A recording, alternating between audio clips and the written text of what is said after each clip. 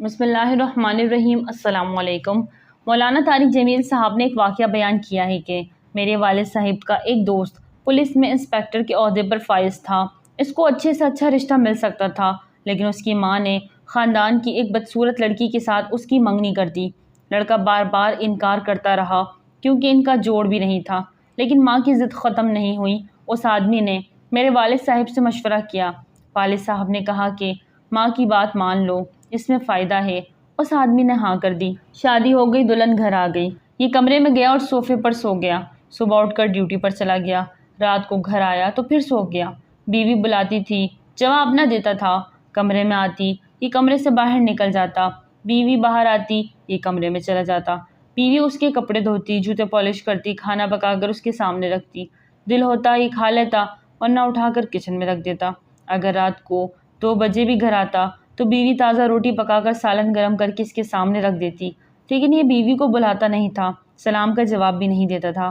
ایک دن بیوی نے سوچا اگر میں احتجاج کروں گی، اپنے ماں باپ بہن بھائیوں کو یا سسرال والوں کو بتاؤں گی تو یہ آدمی مجھے طلاق دے دے گا، تو پھر میں کیا کروں گی؟ میری قسمت میں اگر یہی کچھ ہے تو یہ مجھے قبول ہے، لیکن علیحدگی قبول نہیں۔ گھر میں نوکر بھی ہوتے تھے، میں آج سے اس کی بیوی نہیں، اس کی نوکرانی ہوں۔ بس یہ نوکرانی بن گئی، خاوند تو کیا، گھر کے تمام افراد کی نوکرانی بن گئی۔ گھر والے اس کے حسن اخلاق کے گرویدہ ہو گئے۔ آخرکار خاوند بھی نرم ہونے لگا۔ 3 سال کے بعد آدمی نے پہلی بار بیوی کو بلایا، اس کے پاس بیٹھا۔ آہستہ آہستہ یہ مرد اپنی بیوی کا غلام بن گیا۔ دراصل یہ حسن اخلاق کا غلام بن گیا۔ ہر وقت نور بی بی کرتا رہتا۔ ان کے 3 بچے بھی ہوئے۔ ایک اچھی اور لمبی زندگی انہوں نے گزاری۔ جب یہ عورت فوت ہوئی تو یہ آدمی بچوں کی طرح بلک بلک کر رو دیا۔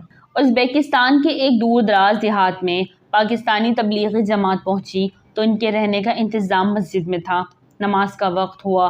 تبلیغی جماعت کے کچھ ارکان وضو کر کے واپس آئے تو مسجد میں داخل ہونے سے پہلے اپنے اپنے جوتے اٹھا کر اندر داخل ہوئے اور ان جوتوں کو مسجد کے ایک کونے میں رکھ دیا۔ ایک مقامی بوڑھا حیرانگی سے یہ منظر دیکھ رہا تھا۔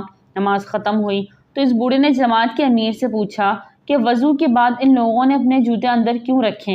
امیر جماعت نے جواب دیا، حفاظت کے لیے، تاکہ کوئی باہر سے اٹھا کر نہ لے جائے۔ بوڑھے نے پوچھا، کیا آپ کے ملک میں مسجد کے باہر سے جوتے چوری ہو جاتے ہیں؟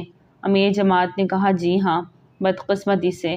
تو بوڑھے نے کہا کہ پھر آپ یہاں اتنی دور ہمارے ملک میں کیا تبلیغ کرنے آئے ہیں؟ تبلیغ کی سب سے زیادہ ضرورت تو آپ کی قوم کو ہے، کیونکہ ہمارے یہاں تو مسجد کے اندر یا باہر کوئی چیز بھی چوری نہیں ہوتی۔ ناظرین، ویڈیو اچھی لگے تو لائک کر دیں، چینل کو سبسکرائب کر دیں اور دعا میں یاد رکھیں۔ السلام علیکم۔